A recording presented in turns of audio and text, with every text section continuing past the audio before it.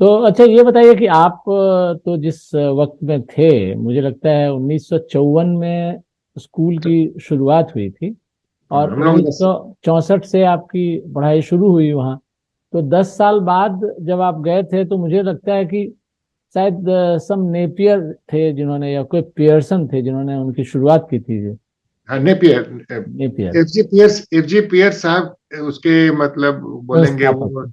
जो शुरुआती दौर में लगता है जगदीश चंद्र माथुर ने हम्म। उन्होंने किताब किताब लिखी हुई थी।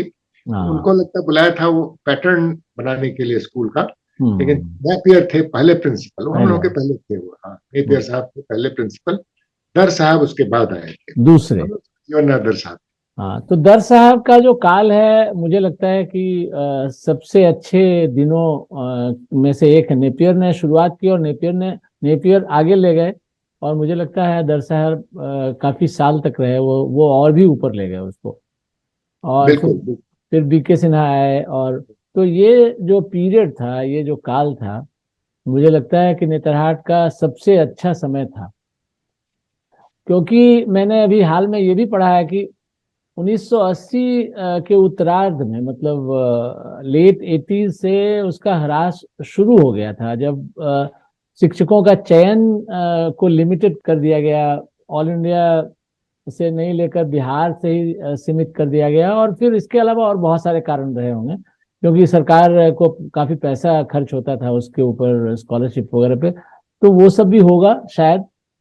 तो उसकी गुणवत्ता तो मुझे लगता है कि अब वो नहीं रह गई। क्योंकि अभी एक डेटा मैं आपको जस्ट दूंगा, जो मैंने अभी अभी आज ही पढ़ा है, कि जब पीक टाइम था नेतरहाट का, जो सबसे अच्छा समय था, उस समय करीब 20,000 आवेदन आते थे 100 सीटों के लिए। और अभी इधर हाल का, अभी 2000 कुछ का है वो डेटा, जिसमें कि वो घटकर आ गया 3,000 पे। और उस 3,000 में भी आवेदन करने के बाद 1,000 अपियर बच्चे नहीं होते हैं। और 2,000 जो बचे, उसमें एडमिशन भी बहुत सारे बच्चे नहीं ले पाते हैं। तो आपके हिसाब से क्या कारण रहे होंगे? आपको कैसा लगता है? आप तो ओल्ड बॉय एसोसिएशन में भी हैं और कभी विजिट भी आप किया करते हैं। हाँ, बिल्कुल बिल्कुल। देखिए, एक मुझको लगता है 2016 में, 64 में लोग गए थे। हम्म। तो 2014 में, 14 में हम लोग को बुलाया गया। वो एक परंपरा बनी थी, ये पता नहीं वो चल रहा है या नहीं चल रहा है, स्कूल में वापस बुलाने की, जो आ सकते हैं सब परिवार आइए। हम लोग 2014 में गए थे। तो जो बायोलॉजी की शिक्षिका थी, वो बोले कि थोड़ा आप 5 मिनट चलिए, आप बायोलॉजी के छात्रों से बात करें। आपको मिलाएंगे। क्योंकि मेरे बैच में जैसे 2 आईएएस हुए, 2 रेवेन्यू सर्विस में गए, करीब 10-11 इंजीनियर्स हुए, करीब 1 दर्जन से ऊपर डॉक्टर्स हुए, तरह तरह के। उनका कहना था कि अभी तो मेडिकल compete नहीं कर पाते यहाँ के लोग, इसलिए चलिए सिविल आईएएस तो दूर की बात है, मेडिकल प्री मेडिकल एंट्रेंस मतलब जो नीट यूजी है, नीट है, हाँ। उसमें compete नहीं कर पाते। ये मतलब 2014 की बात बता रहा हूँ। तो हम लोग जो वो शिक्षिका जो बेचारी, वो मतलब हम लोग को बुला के ले गए अलग से। हम लोग हम्म। तो थे कि तो चलिए आपको देख के प्रेरित महसूस होगा कि 1 दर्जन आप लोग हैं डॉक्टर्स। हम लोग थे उसमें काफी, हम लोग 9-10 थे। रिम्स के जो एचओडी थे मेडिसिन के, भागलपुर मेडिकल कॉलेज में जो टीचर्स थे, जो मेडिकल टीचर्स मतलब, वो लोग भी थे उसमें, मैं भी था। मगर देखिए, जो आप जो प्रश्न पूछ रहे हैं, 2-3 कारण हो गया मुझको लग रहा है। पहला कारण तो एक हुआ कि उस वक्त जब वो उस विद्यालय की स्थापना हुई थी, तो देश भी आदर्शवादी था। बिहार उस वक्त बेस्ट एडमिनिस्ट्रेटेड स्टेट था। और तभी तो एजुकेशन मिनिस्टर जिन्होंने कोणार्क नाटक भी लिखा, क्योंकि वो आईसीएस अफसर, नाटक लिखने वाले, स्कूल की कल्पना करने वाले, श्री कृष्ण सिंह थे मुख्यमंत्री बिहार के। इन सबों ने, उन्होंने सैंक्शन किया उस स्कूल को, तो स्कूल बना एक आदर्श के साथ। नेपियर साहब विदेशी थे, एफजी पियर्स विदेशी थे, और दर साहब सिंधिया स्कूल में थे। तो इन लोगों को आमंत्रित किया गया, और जितने टीचर्स थे हम लोग में, सभी यूनिवर्सिटी के टीचर्स थे। जैसे आप भी स्कूल कॉलेज में पढ़ाते थे, हम्म। लेकिन आप स्कूल टीचर बन गए, हम्म। क्योंकि आप में इंटरेस्ट था। तो अब उन्होंने जो यूनिवर्सिटी की नौकरी छोड़ के स्कूल टीचर बनना पसंद किया। तो असिस्टेंट मास्टर का ग्रेड लेक्चरर से जाके से ऊपर था।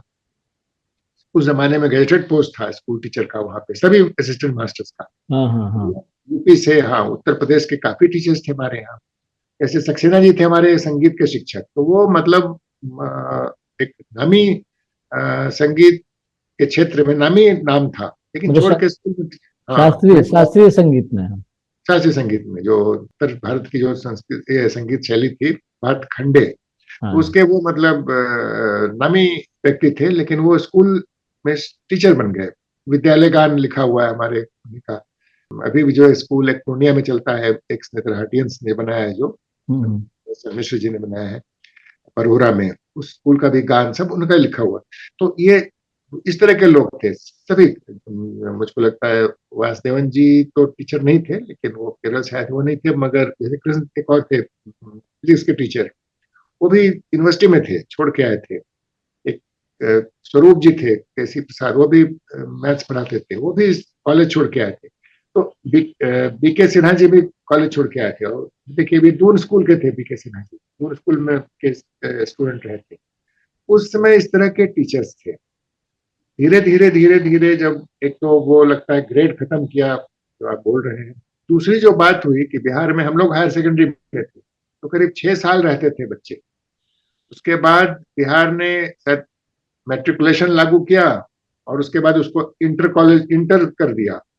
तो मैट्रिक में जो बच्चे हुए तो और 2 साल और बढ़ गया। तो एक तो अनुशासनहीन, बच्चे बड़े हो गए, अनुशासनहीनता भी आई वहां पे, छात्रों में भी एक चीज हुआ। तो मुख्य रूप से जो शिक्षकों का जो चयन प्रक्रिया शायद जिम्मेवार ज्यादा है। जो समय के साथ शिक्षक रिटायर होते गए, या और बच्चों में जो अनुशासनहीनता हुई, इसमें बहुत से टीचर जैसे बीके सिन्हा जी, उनके समय में जब वो प्रिंसिपल थे, तभी सीनियर वर्सेस जूनियर एक बार वो राइट जैसा माहौल हो गया था। अच्छा अच्छा अच्छा। 2-3 दिन तक बच्चे छिपे रहे, पैदल भाग गए, और वहां कोई पुलिस की व्यवस्था तो थी नहीं। तो टीचर्स ने समझा कि इसको समझा बुझा के मामला खत्म कर देंगे।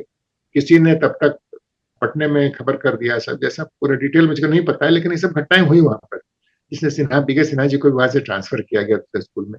तो ये सब अनुशासनहीनता भी थोड़ी आई। और थोड़ा जो बाद में जो टीचर्स गए वो उस कोटि के नहीं थे। उसके बाद जब बिहार का बंटवारा हो गया, तो और भी जो बिहार के मुख्यमंत्री बने, उन्होंने कहा कि नहीं, ये तो कुछ एलिटिस्ट स्कूल है। इस बात को भूल गए। वो सामाजिक न्याय के मतलब नेता थे, मगर वो तो सामाजिक न्याय का जीता जागता उदाहरण था। उदाहरण था। उदाहरण था कि जहाँ पर एक गरीब किसान का बच्चा भी वही खाता पीता है, वही पढ़ाई पढ़ता है, वही पोशाक पहनता है जो किसी अफसर का बच्चा पहनेगा।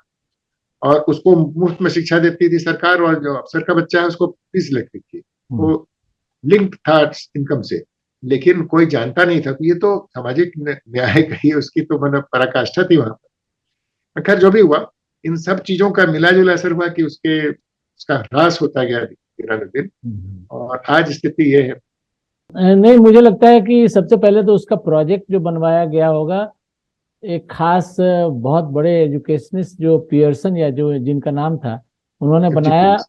हाँ, और उसमें उन्होंने उसके ऑब्जेक्टिव्स बनाए कि क्या क्या ऑब्जेक्टिव्स होंगे, और फिर उसके लिए सही शिक्षकों का चयन किया गया और उसको मेंटेन किया गया, उनको सुविधाएं दी गई और उनको अट्रैक्ट किया गया शिक्षकों को, तभी तो आए शिक्षक।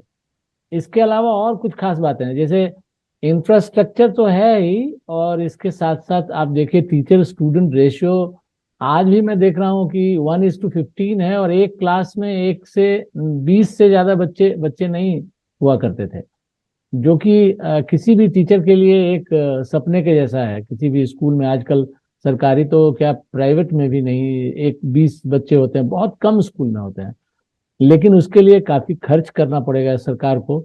तो मुझे लगता है सरकार ने एक विद्यालय जो बनाया, इसको बल्कि इसका एक्सपेंशन, इस आइडिया को करना था और कई विद्यालय बनाने थे, लेकिन उनको लगा कि हम एक ही पे क्यों करें, जो बाकी को करने के चक्कर में, या जो भी उनको लगा कि एलिटिस्ट है, तो जिसके कारण मुझे लगता है ह्रास तो हुआ है, गुणवत्ता का ह्रास तो काफी हुआ है। जैसा आप बता रहे हैं, एक ही उदाहरण काफी है उसके लिए, और कई ऐसे इंडिकेटर्स हैं जिससे हमको लगता है कि उसका ह्रास हुआ है। लेकिन फिर भी जैसे 2014 में गए तो परंपराएं जिंदा हैं। अच्छा, परंपराएं इस हैं। तरह से हाँ, हम लोगों ने देखा कि वो ठीक है, उनका एकेडमिक परफॉर्मेंस उस तरह का नहीं है, लेकिन परंपराएं जो हैं थोड़ी, जैसे पोशाक बदल गई, बातचीत का सलीका बदल गया, मोबाइल फोन रखना अलाउड हो गया, टेलीविजन आ गया, ये सब आ गया। हम लोग समय में जैसे रेडियो बजाना भी, जो विनोद कक्ष में रेडियो रहता था और वो न्यूज सुनना है, और गाना सुनने का समय, जैसे वो कार्यक्रम होता था रेडियो सिलोन का, शायद बुधवार के दिन होता था, अमीन हाँ। साइनी का वो जो बिना अच्छा का अच्छा। गीत माला, 8 से 9। तो वो, हाँ 8 से 9, तो वो शायद चलता था उस कार्यक्रम उसके बाद तक, लेकिन हम लोग नहीं सुन पाते थे पूरा। शरारत करके ही आप सुन सकते हैं। अच्छा। वॉल्यूम ज्यादा, जैसे हमारे बीके सिन्हा जी आशमा जी, वॉल्यूम धीरे रखना है, जोर से बजाएंगे तो बाहर निकल जाएंगे वो, या आवाज धीरे धीरे करो। तो ये सारी चीजें थी। आज तो चीजें बदल गई, लेकिन तब भी बहुत सी परंपराएं उस समय की अभी भी देखा हम है। लोग 2014 में भी जिंदा है। तो चलिए, मुझे लगता है कि हमने नेतरहाट विद्यालय के बारे में काफी बातचीत की, उसके बारे में जाना, और खासकर आपसे जाना, एक इनसाइडर से जाना जो वहाँ रह चुके हैं छात्र के रूप में और जिन्होंने जीवन में आगे काफी सफलताएं प्राप्त की है। आप डॉक्टर हम्म, बने और काफी जगहों पे आपने काम किया। तो मुझे लगता है हमारे दर्शक या श्रोता के लिए भी ये लाभप्रद होगा।